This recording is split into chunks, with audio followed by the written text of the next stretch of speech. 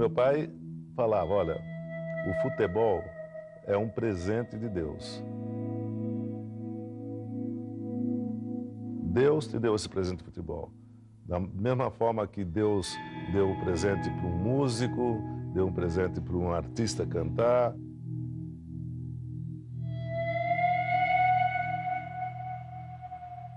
Agora você tem que cuidar da sua saúde, do seu preparo físico, do seu condicionamento.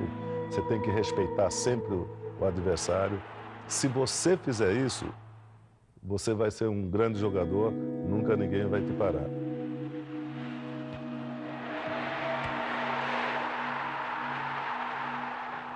Então é uma história até, né, que eu tenho que agradecer a Deus, porque é muito bonita, uma coisa de muita emoção mesmo.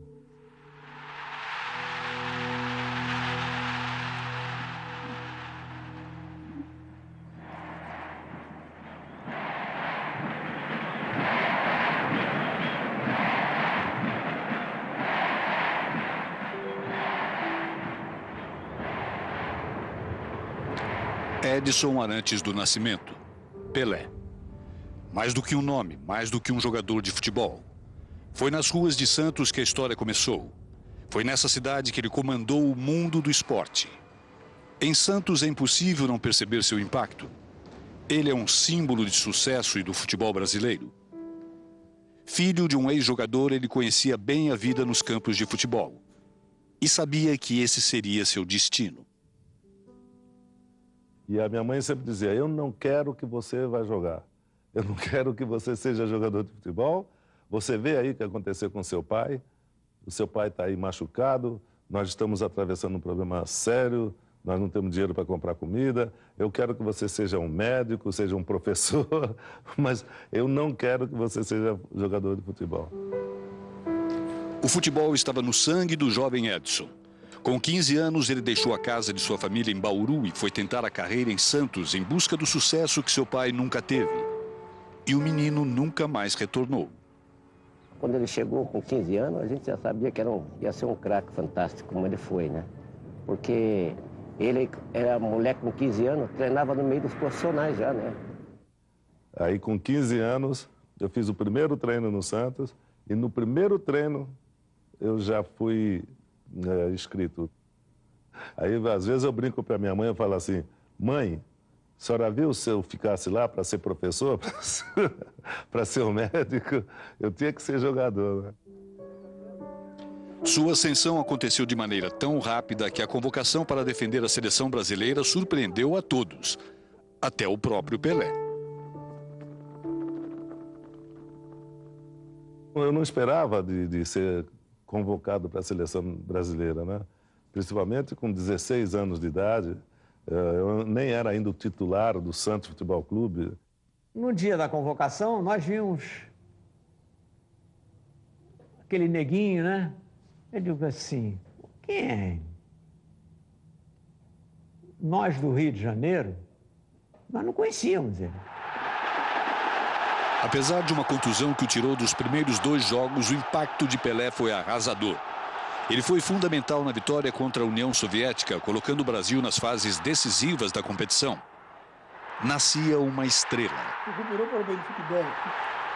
Então, um garoto que tinha uma impulsão muito forte, uns músculos muito bons.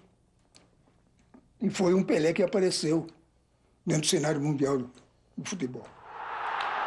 O garoto começou a se tornar rei enquanto a competição progredia. Esse gol contra o país de Gales garantiu a vitória nas quartas de final. Na sequência, 3 gols contra a França na semifinal.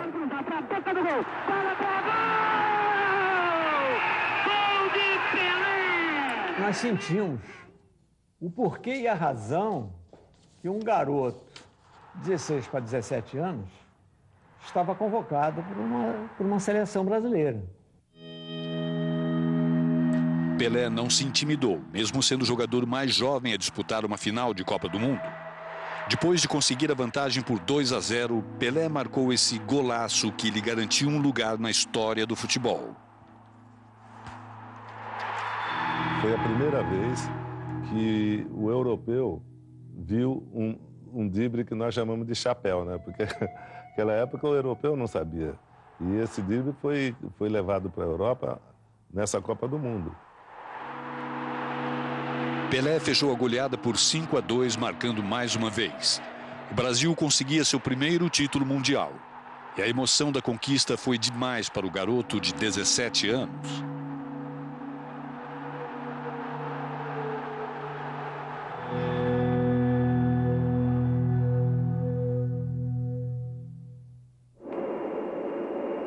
O momento marcou a passagem da adolescência para a vida adulta. Ele foi para a Suécia praticamente desconhecido, mas voltou como o maior jogador do Brasil. E o menino de Bauru não se intimidou com sua nova condição. Ele nasceu para ser famoso. Nesse aspecto, ele é uma pessoa absolutamente vocacionada para a fama. E sabe lidar com isso. A partir de 1958, Pelé e o Santos dominaram o mundo. Todos queriam ingressos para assistir ao show. E o camisa 10 recebia um tratamento semelhante ao que o das estrelas de Hollywood. O Santos jogava na Europa, jogava muito na Europa, jogava na Itália, na Alemanha, o Santos quase não perdia nenhum. Realmente o Santos se tornou conhecido porque ia jogar nos locais. Todos queriam ver o Santos Futebol Clube, especialmente o Pelé, que se tornou o maior jogador do mundo, né? Pelé sempre se manteve com os pés no chão, o que aumentava ainda mais sua aura de estrela. E a história do garoto negro de origens humildes se espalhou pelo mundo, em uma época de luta pelos direitos humanos. Hoje, você vê negro em qualquer país do mundo, até na Suécia você vê vários negros jogando. Então, essa contribuição, eu tenho muito orgulho de ser brasileiro, de ser negro e de ter dado essa contribuição para o mundo. Porque essa integração começou com a equipe brasileira. 4 anos depois da vitória na Suécia, o Brasil foi para o Chile defender seu título. Pelé agora era a maior estrela da equipe. E ele confirmou as expectativas na partida de abertura contra o México.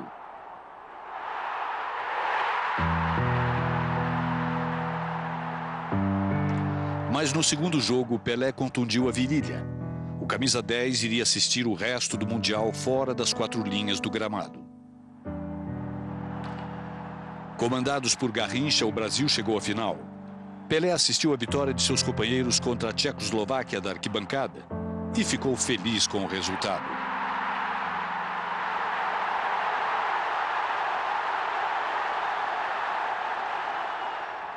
Então, o fato de eu estar machucado, né, compensou com o Brasil campeão do mundo. O mundo teve que esperar 3 meses para saber o que tinha perdido no Chile. Coroado o melhor da América do Sul, o Santos foi para o Estádio da Luz enfrentar o Benfica na disputa do Mundial de Clubes. Eu acho que foi um dos jogos mais importantes da minha carreira, um dos jogos mais significativo para mim. O Benfica estava confiante, mas Pelé deu uma aula de futebol que os portugueses jamais esqueceriam.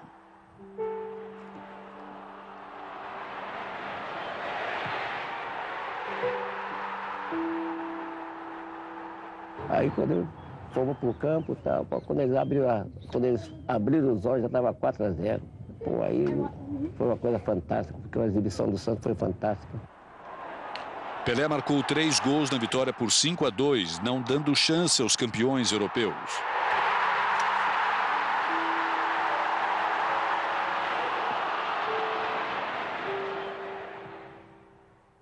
Sem dúvida nenhuma, eu acho que essa foi, em toda a minha vida, uma das melhores partidas que eu fiz em toda a minha vida, sem dúvida nenhuma.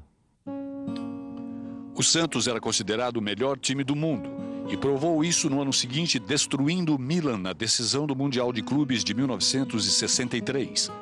Pelé e seus companheiros pareciam imbatíveis. Um time que a gente podia chamar de uma própria seleção, né?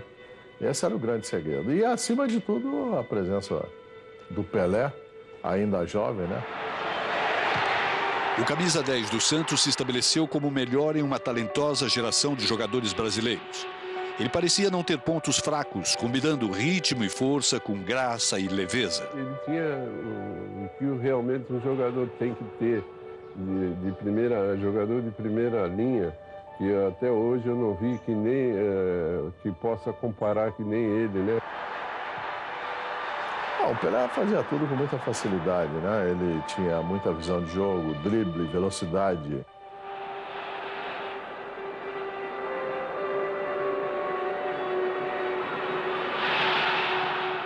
Às vezes a gente tem que marcar também, né? Porque o Pirolo se mexia muito. Era muito versátil, então ele, quando ele estava perdendo, ele virava uma fera. Aí ele queria ganhar de qualquer jeito.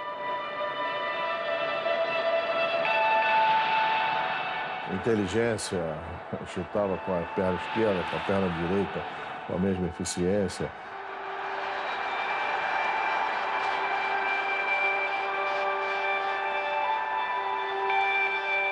Eu tinha o controle de bola que eu acho que eu herdei do meu pai. Eu dificilmente algum jogador vinha por trás e me tirava a bola. Eu nunca vi ele indisposto em campo. Sempre disposto, sempre vibrante, sempre transmitindo essa vibração. Realmente foi um jogador vencedor, né? E queria ganhar. E queria sempre superar recordes, superar barreiras. Quer dizer, o Pelé era fantástico. Foi o maior exemplo de jogador que eu tive na minha vida. Estourava até fácil, aí todo mundo falava, você já joga com ele há muito tempo, você entende ele bem. E não é tão fácil assim acompanhar, principalmente por se tratar de um gênio, né?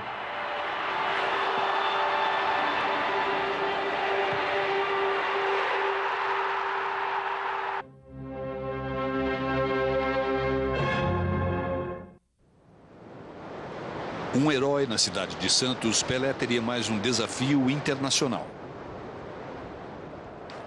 Na preparação para a Copa de 66, ele estava no auge, sendo artilheiro do Campeonato Paulista pela 9ª vez consecutiva.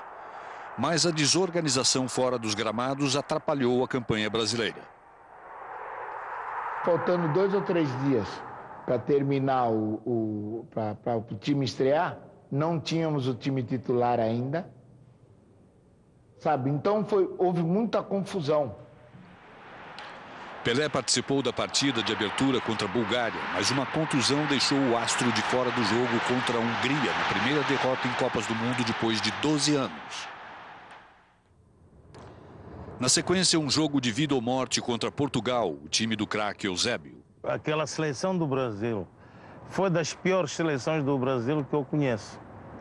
Foi das piores. Até os próprios jogadores, o próprio Pelé não estava em condições. Eu disse logo, também vamos ganhar. Eu disse aos meus colegas, também vamos ganhar, porque nós estamos bem. Estamos muito bem, estamos muito melhor que a seleção do Brasil.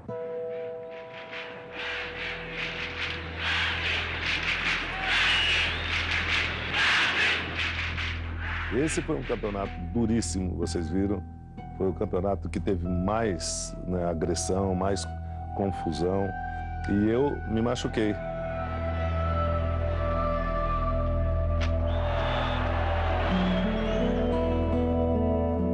E esse campeonato, além de eu me machucar, de eu sair machucado de campo, o Brasil perdeu a Copa do Mundo.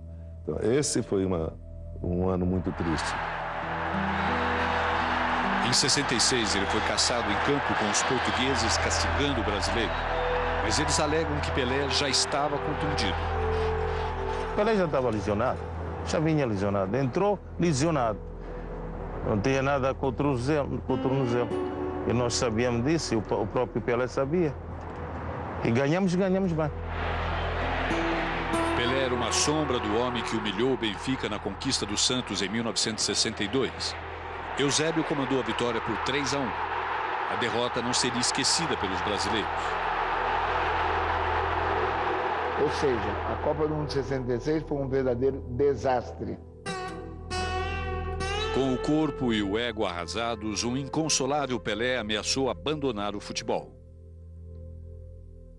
Nesse campeonato, eu tinha dito, depois da Copa do Mundo, que eu tinha dito, olha, não vou jogar mais futebol. Tinha despedido, quase, né, tinha prometido que ia despedir do futebol.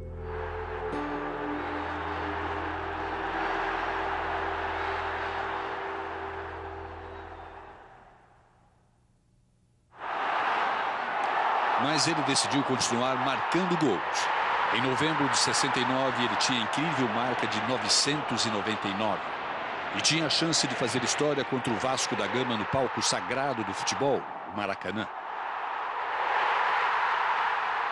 Já estava uma coisa assim insuportável, porque o time estava saindo prejudicado. Todos nós, eu mesmo, pegava a bola, podia às vezes chutar ou fazer e tal, tentava passar para ele para ver se a gente saía desse tormento, né, que era o 1000º gol. Faltando 13 minutos, o Santos tinha um pênalti a seu favor. Primeira vez que eu olhava assim, todo mundo gritando Pelé, e a minha perna tremia assim. Aí eu falei, minha Nossa Senhora, eu não posso perder esse pênalti. Me ajuda para não perder. Atenção, caminha Pelé, chutou!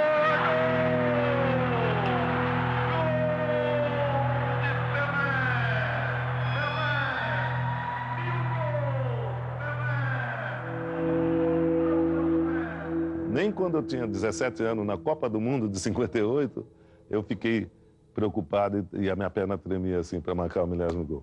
Mas graças a Deus, já saiu o 1000º gol. Hoje já são 1.282 gols. Em 1970, Pelé estava junto com a seleção se preparando para a sua 4ª Copa do Mundo.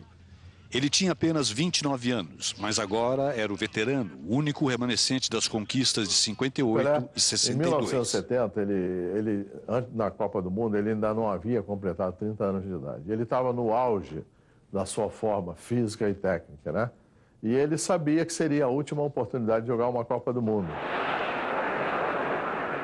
Nós tínhamos uma equipe muito bem organizada. Nós tínhamos jogado a eliminatória, todos os jogos da eliminatória, nós jogamos quase com a mesma equipe. Então, a gente já conhecia os jogadores. Pelé foi destaque mais uma vez. Na partida de abertura contra a Tchecoslováquia, ele comandou seus companheiros na vitória por 4-1. E Pelé parecia destinado a deixar os mundiais com mais uma grande conquista.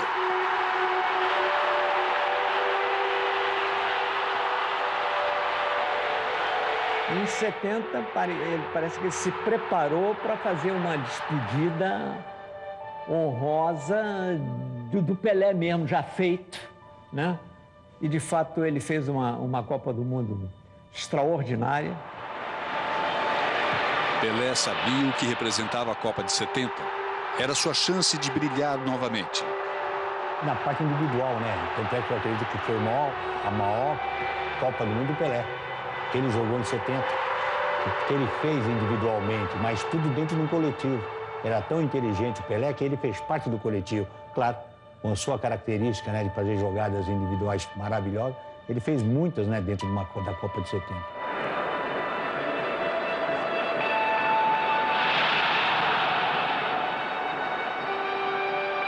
Pelé, a gente diz, o pensamento dele é tão rápido que é segundos mais à frente de qualquer um de nós. Então, quando você pensava o que ele ia fazer, ele já tinha feito. Com ele no time já era a garantia de vitória. O Brasil chegou à final e o grande momento havia chegado. Uma vitória poderia confirmar sua fama de melhor do mundo, mas mesmo os maiores sentem a pressão. Aí eu olhei pelo vidro, vi aquele monte de brasileiro, brasileiro, mexicano, com as bandeiras e gritando o Brasil, Pelé. Me deu um acesso de choro e eu queria parar e não conseguia parar e eu disfarçava, porque, poxa, eu era o jogador mais antigo, o jogador mais experiente. E os outros jogadores iam perguntar, por que será que ele está chorando? Foi a primeira Copa transmitida em cores, com o amarelo da camisa brasileira brilhando no sol mexicano. E a final contra a Itália provou que essa foi uma das maiores seleções de todos os tempos. Quem abriu o marcador? Pelé.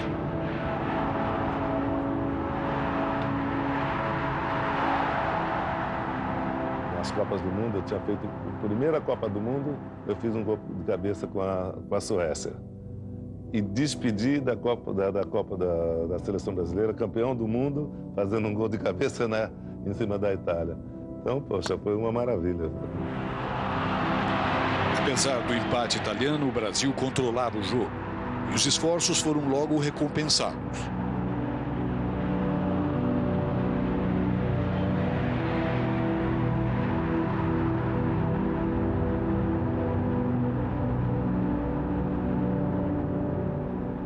Afinal, pelo incrível que eu acho, eu considero o jogo teoricamente mais fácil dentro de uma Copa do Mundo.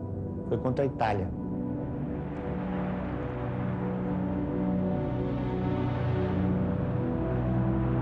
Faltando 5 minutos, o Brasil ainda marcou mais um.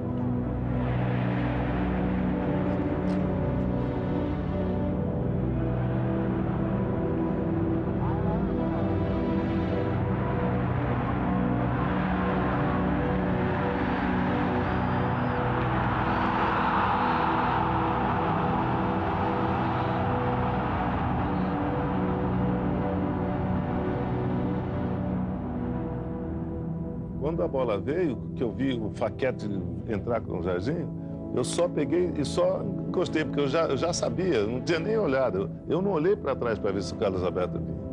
Eu já parei e já joguei. Eu tive a sorte de estar no momento certo, né, para receber o passe do Pelé e assinalar o gol. Depois de 12 anos da primeira conquista, Pelé podia comemorar sua terceira vitória. Pelé agora era o rei do mundo. A seleção de 70 capturou a essência e a beleza do jogo. E a chave do sucesso foi a atuação do camisa 10. Sem dúvida nenhuma, era a Copa da minha vida. E por isso que eu me preparei. Graças a Deus, foi a melhor Copa para mim, sem dúvida nenhuma. Foi o meu melhor ano. Como despedida, eu agradeço a Deus porque foi maravilhoso. Depois de 92 jogos e 77 gols, Pelé abandonou a seleção um ano depois. De volta ao Santos, ele sabia que sua carreira estava chegando ao fim. Depois de 18 anos, ele jogou sua última partida vestindo a camisa de seu time do coração em setembro de 74. Sua próxima decisão pegou todos de surpresa. Ele iria para os Estados Unidos para jogar pelo Cosmos de Nova York. Os gols ainda vinham com facilidade. Ele ajudou o time a conquistar o título de 77. Mas não foi só isso. Com seu carisma, Pelé ajudou a difundir o futebol na cultura americana. Um legado apropriado para uma carreira brilhante.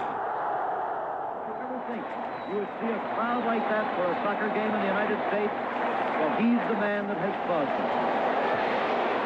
Bailey with a hard shot into the goal! A shot into the goal!